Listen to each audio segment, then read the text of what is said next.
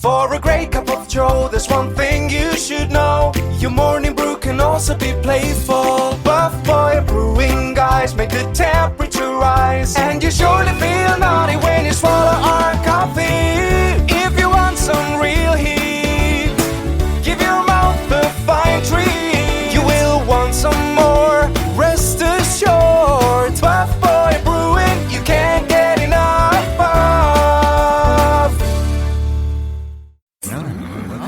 It's time for The Scribble, your weekly fix of celebrity chats, bizarre stories in the news, and basic random chatter with best-selling author and syndicated radio host Jeremy Bradley. Make sure your seat is in the upright and locked position and your barf bag is securely in place. Here's Jeremy Bradley. Thank you very much, Larson. Jeremy Bradley here at the controls. This is The Scribble. A couple of rants to go on today. First, some food delivery nightmares. Like a lot of people, I'm just not into cooking or going to the restaurant. I'd rather just have the food brought to me. 3 days in a row, 3 obnoxious stories, maddening stories about food delivery. And also, are you like me and do you just kind of actually hate travel?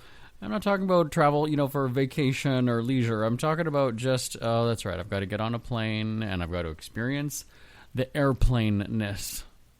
If you fly any number of times throughout the year, you're going to relate to this and have a really good idea of what I'm talking about. So that's what's coming up today. If you've got anything, if you agree, disagree, or have your own stories to share, enlighten me. You can email live@jbonair.com, live@jbonair.com. Also, I hope you had a great 4th of July holiday and also Canada Day holiday. Our two countries, by the way, I'm Canadian, our two countries had their holidays this week. So hopefully you had a good time. All right, we're going to get into the stories right after this here on The Scribble. Who are the Kardashians feuding with now? What did that little thug Justin Bieber do this time? Who's getting hitched? And who's headed for Splitsville? Hear the latest celebrity news and gossip every day on Entertainment Wrap-Up. The good, the bad, the ugly, but mostly the ridiculously hilarious. It's all recapped in this daily segment at entertainmentwrapup.com. Have a laugh at the expense of the rich and famous when they take themselves way too seriously. It's 3 minutes of time-wasting fun at entertainmentwrapup.com. Check out Entertainment Wrap-Up at entertainmentwrapup.com. Brought to you by Speak Free Books. Jeremy Bradley here, back on The Scribble.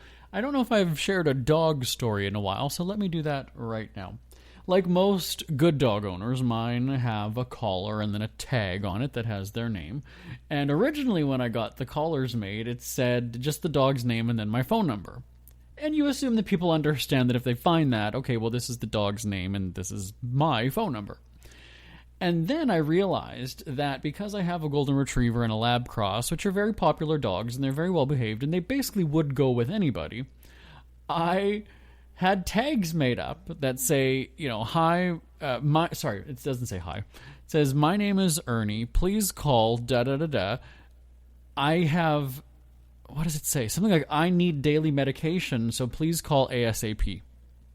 Because I thought, well, I'm going to trick somebody, right? Because they're going to think, okay, I probably shouldn't keep this dog because he needs medication. And then 1, that's going to be expensive. 2, I don't know what it is. So yeah, I'm going to have to call the owner. And that was sort of my trick, right? My dog is fine. But see, now I'm giving it away. So if you ever do find my dog and you see that, you're going to know that it's BS. But he's getting older, so it's likely to happen that he will need medication soon. Anyway, so I did that because I thought that's almost a guaranteed way to get your dog returned. People, if you find a dog, that's one thing. But then if you find the dog and you know coming into it that it's got conditions and needs expensive medication, that could be a red flag for some people, just for finding a dog. And so it was really funny because, get this, I was out walking them the other day and I didn't notice, but all of a sudden I get this phone call and the guy says, oh, do you have a dog named so-and-so? And I was like, yeah. He's like, oh, well, I've got something. I've got something of you or yours or for you or something. And I was like, what is he talking about? And I look, I'm sitting on the couch and my dog is like right there. So I was like, okay, you didn't find my dog. I don't know what you're talking about. And his collar, his tag, the tag from his collar, that's what I'm trying to say, had fallen off, I guess, when we were walking. And then he said he found the tag. So I thought that's really funny that you're not calling to return my dog, you're calling to return the tag. And he's like, I hope he's okay. And I was like, oh yeah, he's fine. So that's really funny. It's almost like if you find this wallet, please return to so-and-so. If you find this tag, and the guy was nice enough to call and say, I mean, what does it cost to get another tag made? But it was really funny that the guy called. So I appreciate you, sir, for doing that. I don't have a reward for you. I mean, it's like a $5 tag that I could have just had made, but it was really nice that you were honest and you decided to let me know about that. So anyway, there are good people out there still. That's, I guess, the lesson here.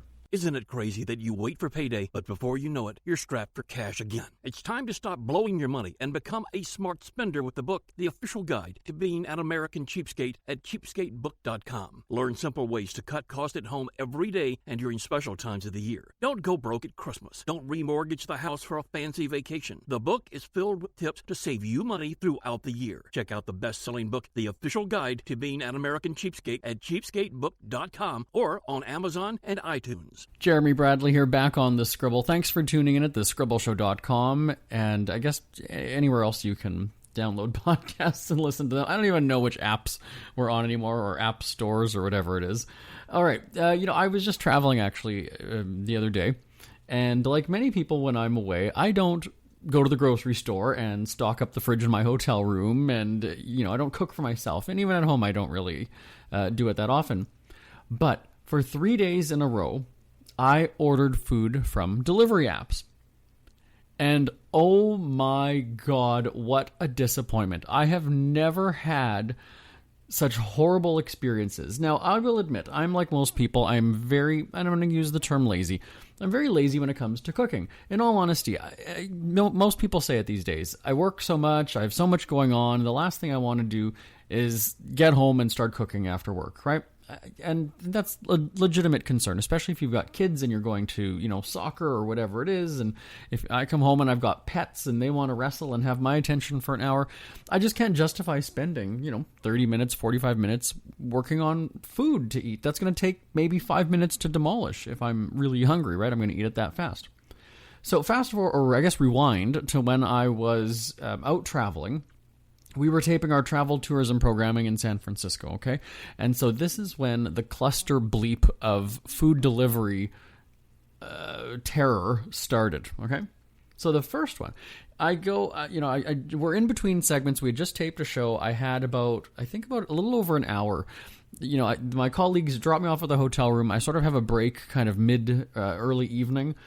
And I was like, all right, good. I might as well grab some food. And I ordered McDonald's. It wasn't anything fancy. Because it had to be quick, right? I went into the bathtub. That's sort of my zone. I dialed up on the app. I order McDonald's. And I'm watching on the app, where's the food? What is the, and I see that the car actually goes around the hotel. Like, it's a fairly big hotel, and then there's a big block, and it goes around it. And I was like, huh? Then my cell phone starts ringing, and I thought, you know what? No, I'm not. Why would I have to talk to this driver? No. Bring me my goddamn food is what you're going to do. You're going to come up to the 9th floor of the hotel. You're going to knock on the door. You're going to hand me my food, and you're going to walk back downstairs to your car. So he called twice. I didn't answer. I finally answered the third time. He's like, can you come down and get your food? And I said, no. Oh, well, I can't park. They won't let me park. And I was like, no, they're going to let you park. That's fine. You can come up with it. No, they're not going to let me. And I said, I will call down to the front desk, and I will tell them to let you park. What's your license plate number? And he said, no, there's nowhere to park. First of all, I find that hard to believe because I was at that hotel for a while, and I know that there is a line of taxis that waits. I know there's like a valet parking area. I know that there's plenty of room. And I'm in the bathtub. So I was just like, well, shit, here we go. If I don't go down there, my food's just going to be getting colder and grosser and whatever. I might as well just do it. Right? Because, again, you also don't trust, if you start getting into an argument with this person, you don't know what they're going to do to your food. So I barely dry off. I put on my clothes. I go downstairs. I go out to the front. I'm standing there waiting. I call him back, and he said that he's just coming around the corner. So the bellhop, who saw me just come back to the hotel 20 minutes earlier, is like, oh, leaving again. And I said, no, I'm just waiting for my food delivery. He said, oh, he didn't come up? And I was like, what? So the bellhop already talked to the driver. And then, comes around again, and the driver puts down his window, and I said, why aren't you coming up to my room? He's like, there's nowhere to park. And even the bellman, or the bellhop, goes and says, yes, I told you to go around to the valet area. We have drivers bringing food all the time. And the driver didn't disagree with that. He didn't go and say, no, you didn't. No, you didn't tell me that. No. And so I thought, holy shit, here we go. So now, I'm just mad, right? I go upstairs and my stomach is sort of like gurgling, not because of hunger or starvation. It's because of its anger now. I'm just like, shit, I'm just pissed off, right? I don't even want to eat this garbage. I'm not calling McDonald's garbage. I'm calling the whole, pile of soggy food that I'm going to have garbage. So that was that. And I thought, oh my God. And then I had like an entire night. We were taping another broadcast that evening. So I still had to spend about a good 4 or 5 hours doing work. And I was just in a foul mood after that. So then the travel programming that we taped is done. I fly back home. And again, that night, when you just get home from a trip, you're kind of like, I just don't feel like running around the kitchen and cooking food. I just don't want to do it. Here's what I'm going to do. I'm just going to order some, quick meal. I'm just going to lounge on the couch. I was exhausted. We had some really busy days on the trip. I order Subway. And I'm not one of those people who like clutches the phone and watches the car as it's driving and going, okay, it's turning onto my street. Oh, I'll remember the time that it says that it's going to be delivered, right? Okay, roughly 8:30. All right, good. And then I'll go back to it in, 10 minutes or 15 minutes when it's closer to that time. And then I'll look and see what the update is. In this instance, there was no movement at all. It said Subway is preparing your order, and it just sat there and sat there and sat there, and I was like, okay, what's going on with my food? Why there's no driver dispatch? There's like nothing happening. We're going on 40 minutes now, and I was like, it's frickin' Subway. It takes them 4 minutes to slap together one of those sandwiches. What exactly is the problem here? So then I go and refresh the restaurant list on there, and it says that Subway's closed and reopens the next day. And I was like, okay, so they let me order, but they're not open. So I freak out. I go and send one of those messages on the Uber Eats support, thing where I have a complaint about an existing order or past order, whatever it is. And I go and say, 40 minutes for Subway, there's no movement, there's nothing happening. So then I go and I order from another restaurant. And that's fine. I order, I'm like, okay, I didn't really want that restaurant, but what the hell. The doorbell rings about 10, 15 minutes later, and I was like, okay, here we go. That was faster. It's the Subway. So it looked like the restaurant was closed, and for somehow some reason they just took my order, or some way they just took my order, didn't dispatch a driver. There was nothing showing on the map. That's why I ordered from another restaurant. And then 10 minutes later, the doorbell rings again, and here's the second restaurant now. So I was like, okay, well, I really over-ordered food now. But, again, that's not my fault that it didn't show me. And then when I tried to go to the restaurant, it said that it was closed. So what do I, that's the app that screwed it up and had me double order, really. So that was the second night of disastrous food ordering. Are you ready for the third one? Because this is the absolute worst. I call up my favorite pizza joint. And they used to be on one of the apps that I use, and they're not on there anymore. And so I was like, oh, that's really crappy. And the reason why I wanted to go through one of the apps is because they end up having a cheaper delivery fee, right? I'm a cheapskate. And so he says, no, we're not on that app anymore, but we're on this one. So I was like, oh, okay, fine. I've never used that app before. Actually, I don't even think I'd ever heard of it. And I go and I place the order, I get it just so that I could save $2 or whatever it is on delivery. I go and I order the pizza. It arrives really quickly. The guy hands me the 2 boxes that we ordered, and I looked as he handed them to me, and it seemed like the boxes were upside down. I didn't say anything because, again, I'm standing in the doorway that I'm trying to hold back the dogs at the same time. And I was like, no, it's okay, great, thanks so much. As he's walking away, I look and I was like, okay, these pizza boxes look upside down. I go and I take them to the kitchen and I open them, and sure enough, my pizzas are upside down in these boxes. And I freak out because I was just like, no frickin' way. I cannot believe this, honestly. So I go and I tweet the picture of my upside down pizzas, and that to the app or to the company, the delivery company, and they reply literally within minutes, apologizing, whatever. And then they offer me a credit on my account. And I said, yeah, no, you're refunding this unless you're coming here to scrape the pizza off the box. And again, we're talking half of the pizza toppings were on the lid of the box. I'm not eating that. Even the restaurant you can come and take it back and give it back to the restaurant. I'm not even, honestly, it was like a mashup. I'm not telling you to try it, but if you flip a pizza upside down into a box and leave it there for 15 minutes as you're driving around with it, imagine what it's going to look like. And so I this is where I pull rank, and I was just like, here's the deal. You're going to refund my credit card, not give me some lame-ass credit, or else I'm going to talk to Visa, the Better Business Bureau, and share the story with 300,000 of my favorite radio listeners. Well, then I did get the refund to my credit card. Nevertheless, they're very quick to give you a credit. They never want to give you your money back. They're going to give you a credit so you can order next time. Very sneaky of them. Anyway, that's my 10-minute rant about food delivery services. Have you ever had any issues? Do you have any concerns about it? Do you think the quality of the food is just as good when you get it? Send me an email, live@jbonair.com. That's live@jbonair.com. I'm going to continue on just for a couple more minutes now here, because I did write a newspaper column about this several months ago, maybe a year ago. And I said that I think that restaurants are going to be taking a hit from these kinds of apps, because restaurants are going to hurt. And here's why. If I had never ordered from that pizza restaurant before, or if I had never ordered, let's say, McDonald's, right? The quality of the food is already compromised. If you're ordering from a restaurant that doesn't normally do delivery, you're getting it within a few minutes of it being prepared in a kitchen at the restaurant, and you can eat it there. If you're having it delivered, if it's, for whatever, maybe you're ordering like pancakes or something like that, you don't think they're going to become sponges and soggy by the time they get to you 20 minutes later? I mean, think about it. So I understand restaurants having to keep up and having to be part of these apps because they're going to lose out on business, right? These apps are so popular that if you're not on it, you're missing out. But I really think that restaurants are taking the hit, because if I've never ordered from there before, now I'm going to have that bad taste in my mouth, no pun intended, about the restaurant. And it's not the restaurant's fault that the food was shitty when it came to me, or that it was cold, or that it was upside down.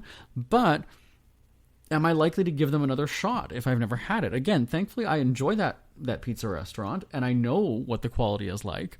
But now, in this particular instance, it's not going to make me want to use that app anymore. Now, is it the app's fault? Maybe not. Is it the driver's fault? Probably.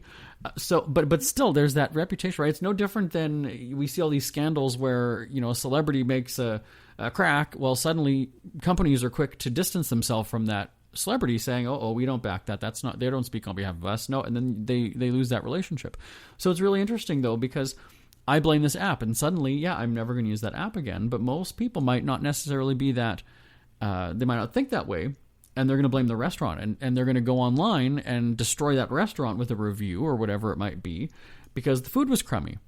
Well, the food was crummy because they went through a service that, outsourced it to a third party to go and bring it to you and stop along the way. And I've had a few instances where I'm watching on the map and I see the driver going in the complete opposite direction of my house. And I'm like, what is going on here? Now, again, you don't want to call them out as they're driving it to you, right? Because who knows what's going to happen. Not saying that, all drivers would do something to your food, but, who knows?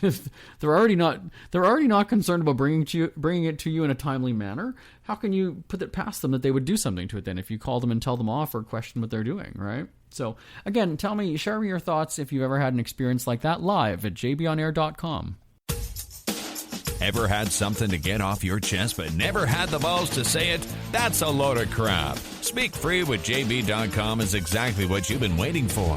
Your chance to tell it like it is and not care what anybody else thinks. Have your say on issues of the day. Join newspaper and radio columnist Jeremy Bradley as he tells it like it is. Hundreds of thousands of people have stopped by, including some well-known celebrities who have had a chat with JB and speak candidly about what's really going on in the world. You can join them too. Have a rant or a rave. Be brave and head on over to www.speakfreewithjb.com now.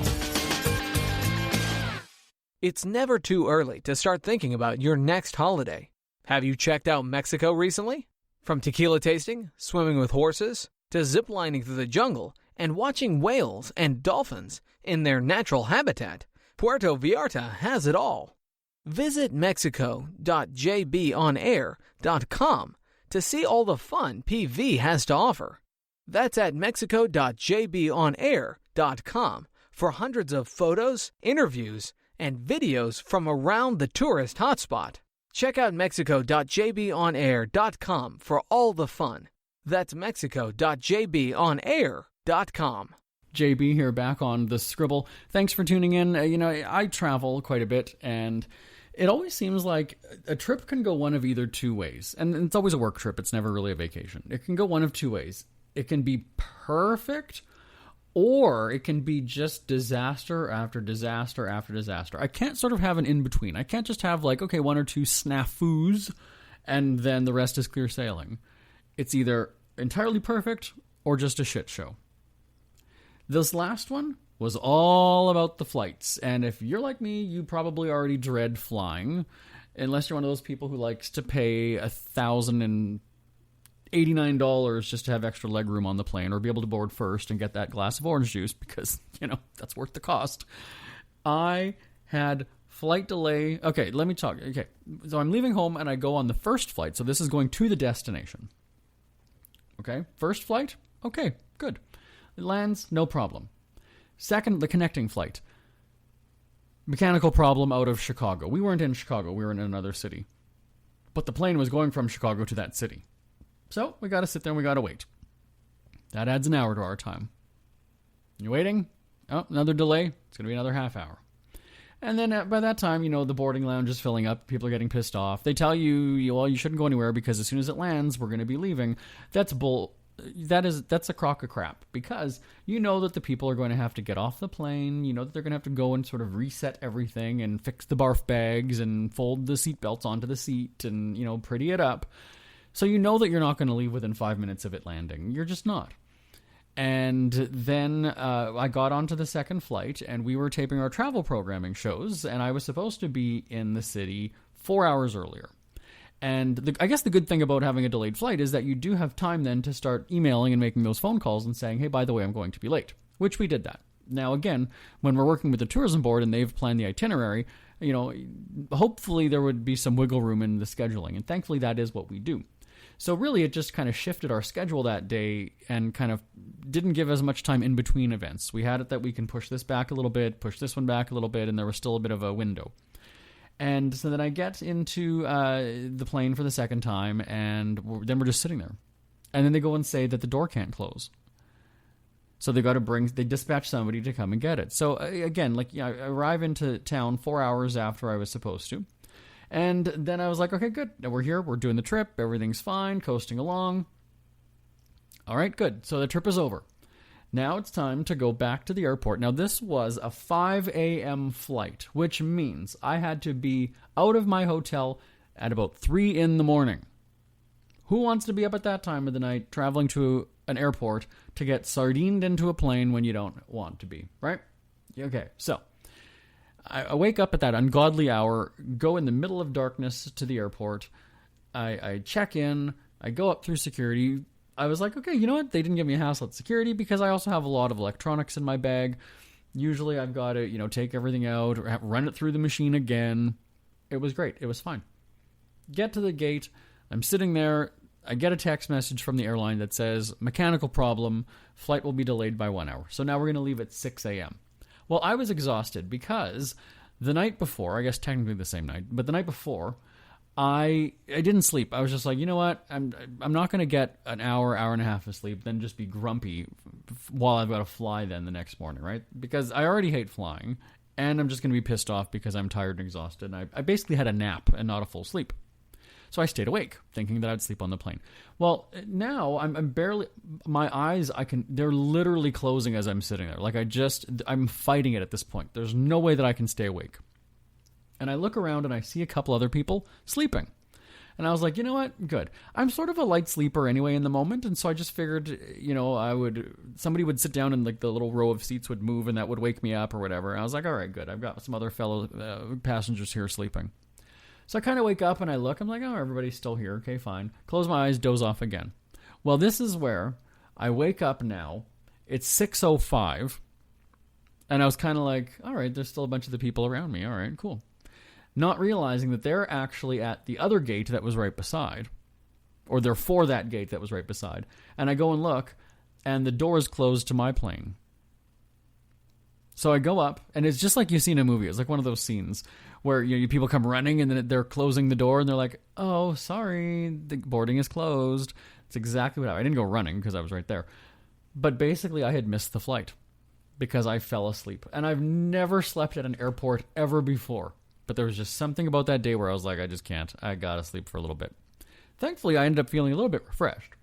Now, I go and ask, I was like, so when can I get out of here? Like, when's the next flight? And she said, well, there's one, I think, in 45 minutes. You've got to go to the customer service counter and get them to rebook you.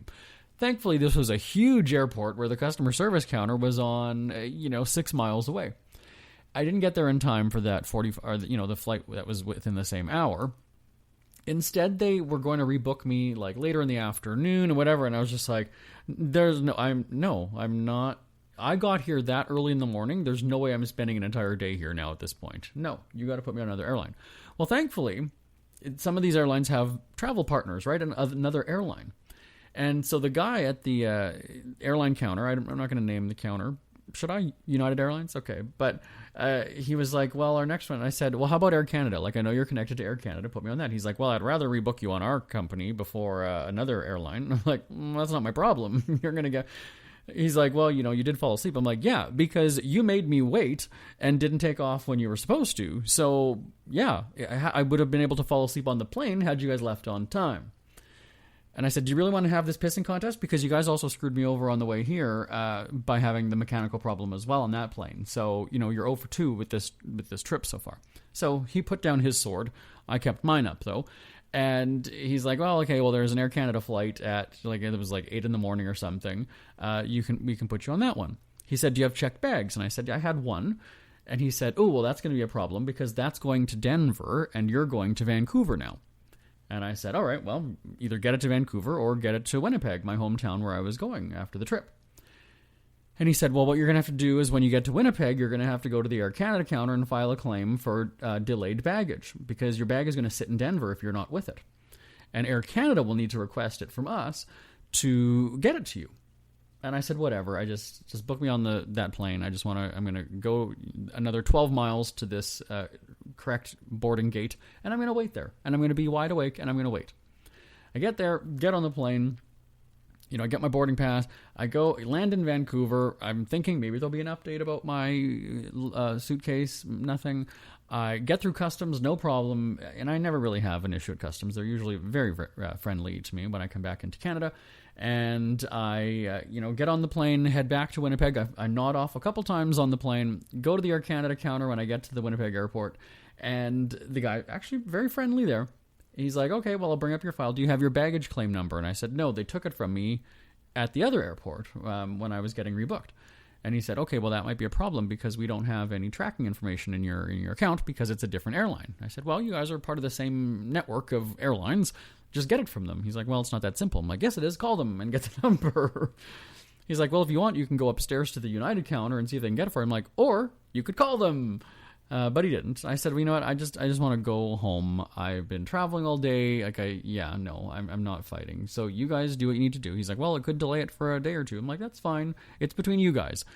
United booked me with you guys, and you need to get my baggage from them. It's got nothing to do with me. And so he's like, well, it could be 24, 48 hours. I'm like, okay, I don't care. I just want to go home. Just want to go home. The trip is done. And don't you feel like when there's something like that happens on your way home, you're just like, just get me home. If I could just skip the return flight home and just end the trip in that city and then snap my fingers and be home, I would do it. I really would. I really would do it. Send me an email. Tell me your thoughts. Has this happened to you? What's your biggest travel nightmare? live@jbonair.com. live@jbonair.com. Ever had something to get off your chest but never had the balls to say it? That's a load of crap. Speak Free with JB.com is exactly what you've been waiting for. Your chance to tell it like it is and not care what anybody else thinks. Have your say on issues of the day.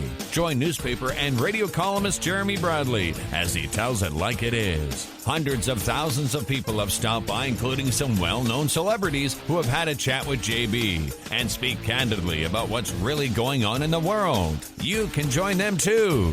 Have a rant or a rave. Be brave and head on over to www.speakfreewithjb.com now. We hear you chirping. Get scribbling. Tweet up the Scribble at The Scribble Show. Join the discussion with Jeremy Bradley. It's all going down right now on Twitter @The Scribble Show and @thescribbleshow.com. We're out of time. My name is Jeremy Bradley. This is The Scribble. Feel free to give me a shout anytime. It's always awesome hearing from you. The email address is live@jbonair.com. Live@jbonair.com. I think I'm going to go order some food. I am starving. Starving, I tell you. Oh, my God. I hope you have a great weekend. I will talk to you next week. And that's it for now. Peace out, everybody.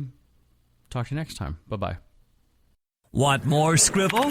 Check out thescribbleshow.com for past shows, celebrity interviews, cheapskate tips, and more. That's at thescribbleshow.com and on Twitter at The Scribble Show. The Scribble is a speak-free media presentation. If you want some real heat